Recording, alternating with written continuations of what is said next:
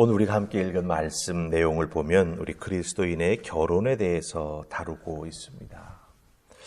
사도 바울이 이 주제에 대해서 다루는 이유가 있지요.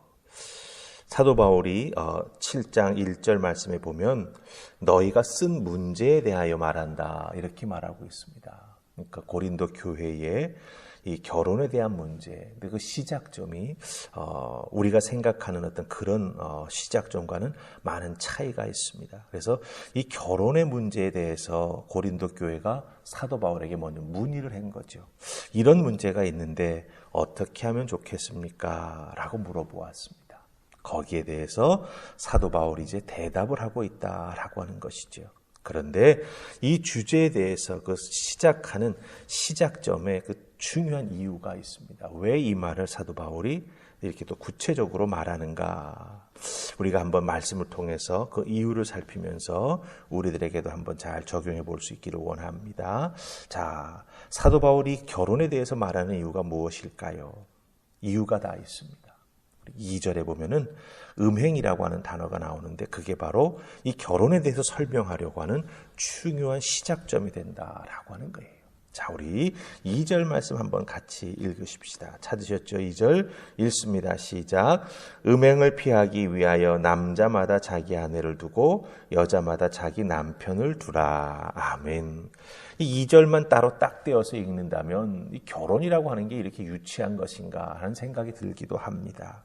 하지만 이 고린도라고 하는 도시를 이해하고 그 고린도 속에 교회가 있고 믿는 사람이 있다라고 했을 때 이 음행이라고 하는 단어로 시작되는 이 부분이 굉장히 중요한 의미를 갖는다라고 하는 거예요.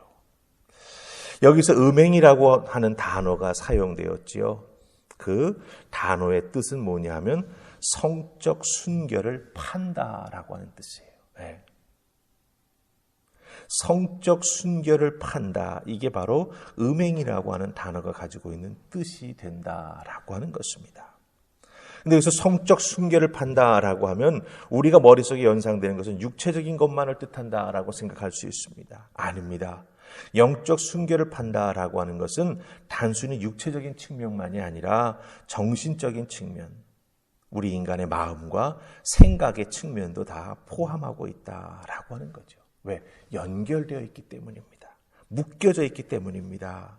그래서 이 사도 바울은 음행이라고 하는 단어를 사용하면서 우리 그리스도인들이 이 결혼에 대해서 깊이 생각하고 결혼을 중요하게 여겨야 된다라고 하는 것을 쭉 설명해 나아가고 있습니다.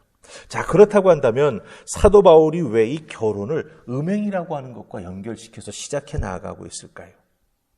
그것은 이 고린도라고 하는 도시가 갖고 있는 특별한 상황 때문에 그렇습니다.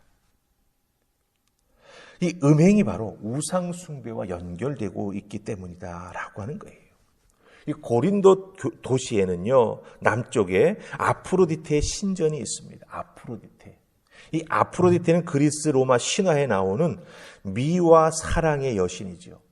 인간의 욕망을 주관하는 여신입니다. 그 아프로디테의 신전에 여사제들이 있는데 여기서 제사를 드리는데 참여한다라고 하는 것은 곧 그 여사제들과 성적인 관계를 맺는다라고 하는 뜻을 담고 있기 때문입니다. 그러니까 이 고린도라고 하는 도시 자체가 이 아프로디테의 신전이 있음으로 말미암아 거기에 여사제들이 있음으로 말미암아 거기에서 자신들이 믿는 신에게 제사 드린다라고 하는 것 자체가 바로 음행과 직결되어 있다라고 하는 것을 우리가 여기서 이해해야만 한다라고 하는 것이죠.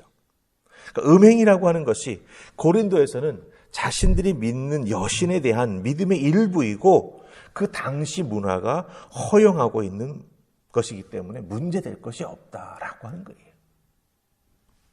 하지만 그 당시 사람들이 용납하고 행하고 문화적으로 꺼리낄 것이 없다고 해서 그것을 그리스도를 믿는 하나님의 자녀들이 그저 그 당시 사람들이 다 하는 것이니까.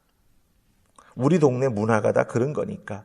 이렇게 생각하면서 합당하게 받아들여서는 안 된다라고 하는 것이 사도 바울이 바로 이 음행이라고 하는 단어를 사용하면서 결혼을 설명하고 있는 중요한 내용이 된다라고 하는 거예요.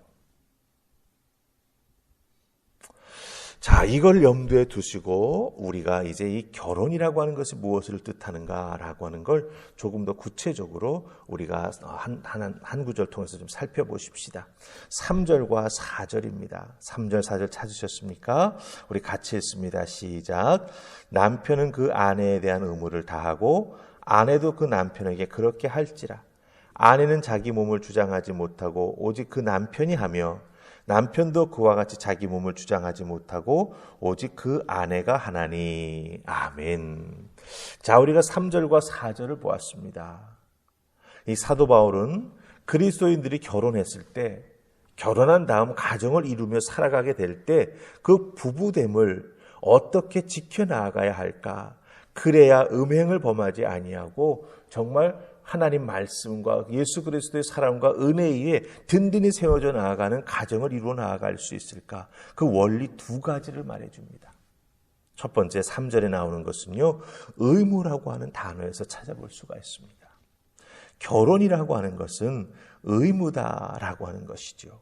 자, 여기서 의무로 번역된 헬라어 단어는 금전적인 빚을 뜻합니다. 돈의 빚이 있다라고 하는 거죠. 그래서 의무를 다한다라고 하는 표현은 무슨 뜻입니까? 빚을 갚아 준다라고 하는 의미를 포함하고 있습니다. 아니, 부부 관계에서 무슨 빚을 갚는다라고 하는 생각을 우리가 할 수 있겠죠. 하지만 이 빚을 갚는다라고 하는 개념이 이 부부 관계에서는 아주 중요합니다.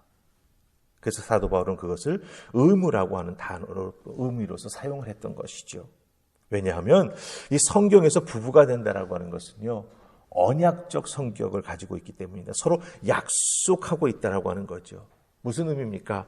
하나님 앞에서 서로를 향해 약속하고 자기의 입술로 고백한 결혼 약속에 근거해서 서로 부부간에 책임을 지고 동등됨을 지켜나가는 의무가 있다라고 하는 거예요. 그래서 사도 바울은 부부가 결혼했을 때, 특별히 그리스도인들이 결혼했을 때 이 부부 사이는, 이 부부됨은 의무다라고 말하는 것은 무엇입니까? 결국 서로를 향한 빚을 갚는다라고 하는 뜻을 가지고 있다. 이것은 꼭 지켜나가야 되는 약속이다라고 하는 것을 사도 바울이 여기에서 설명해 주고 있다라고 하는 것이죠. 서로에게 빚을 지고 있는 거예요. 그렇기 때문에 그 빚을 다 갚아야 될 의무가 있다라고 하는 거죠.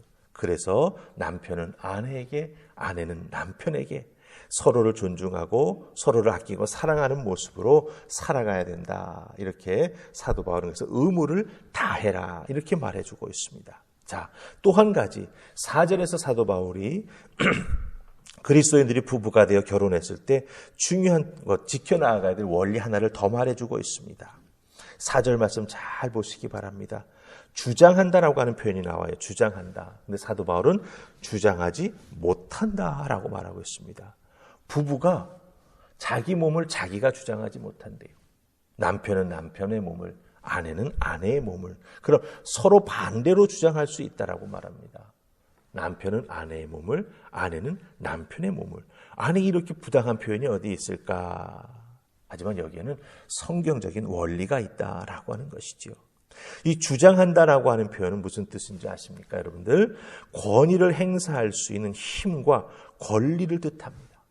그러니까 내가 뭔가를 주장한다라고 하는 것은 상대방에 대해서 내가 권리가 있다라고 하는 거죠.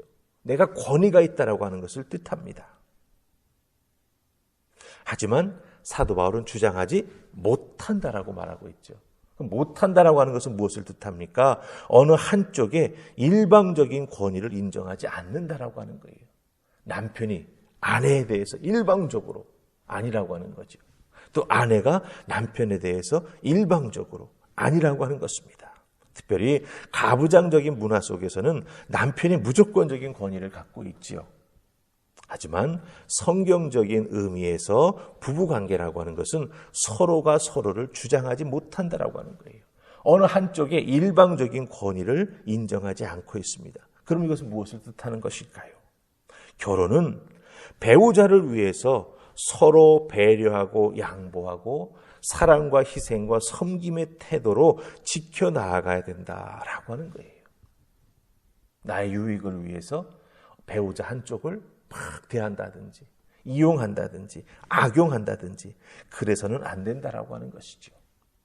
우리가 가끔 뉴스에서나 볼 수 있는 금전적인 이유로 배우자에게 생명보험을 들어놓고 그 사람의 생명을 앗아가서 돈을 찾으려고 하는 어떤 그런 모습은 절대로 성경적이지도 않고 정말 사람의 모습으로서는 해서는 안 된다고 하는 것을 우리가 알 수 있죠. 근데 특별히 사도 바울은 주장하지 못한다라고 하는 이 표현을 통해서 배우자 중 어느 한쪽이 일방적으로 상대방을 좌지우지해서는 안 된다라고 하는 것을 말해주고 있습니다. 왜 그렇습니까? 언약이기 때문이죠.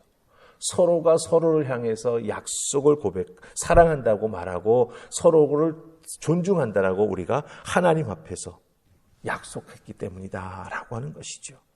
그러므로 이 결혼이라고 하는 것은요, 서로에게, 즉 배우자에게 믿음으로 묶여 있는 것입니다. 이 묶여 있는 매듭은 어떤 의미에서는 참 풀기가 쉽지요. 한쪽의 매듭만 툭 잡아당기면 풀릴 수 있습니다. 그렇기 때문에 이 매듭이 풀려지지 않도록 서로 배우자가 어떻게 해야 됩니까? 오늘 사도 바울이 말한 것처럼 주장하지 말아야 되는 것이죠. 상대방에 대한 자기의 의무를 잘 감당해 나아가야 둘이 한 몸이 된다라고 하는 신비한 이 결혼에 대한 성경적인 개념을 우리가 이해하고 지켜나갈 수 있다라고 하는 것입니다. 쉽지 않은 내용이긴 합니다. 그러나 우리 그리스도인들이 오늘 주신 말씀을 잘 기억하면서 부부간의 관계, 또 가정에서의 서로를 세워주고 존중해 나아가는 모습, 그리고 자녀들에게 그 아름다운 모습을 보여줄 수 있는 귀한 그리스도인의 가정이 될 때 우리 주님께서 그 가정을 축복하시고 특별히 부부의 사랑을 더욱더 하나님께서 깊게 하시며 자녀들이 그 모습을 보고 아름답게 또 부모님을 따라 나아가는 그런 가정이 될 줄로 믿습니다. 기억하십시다. 예수 그리스도 그 구원의 은혜가 우리들의 가정에도 미치고 있다라고 하는 것. 그래서 그 은혜 때문에 서로를 위해서 존중하고 서로를 위해서 책임을 다하고 일방적인 주장이 아닌 서로를 위해서 희생하고 서로를 세워주는 아름다운 모습이 있기를 주님의 이름으로 축복합니다. 아멘. 우리 기도하십시다.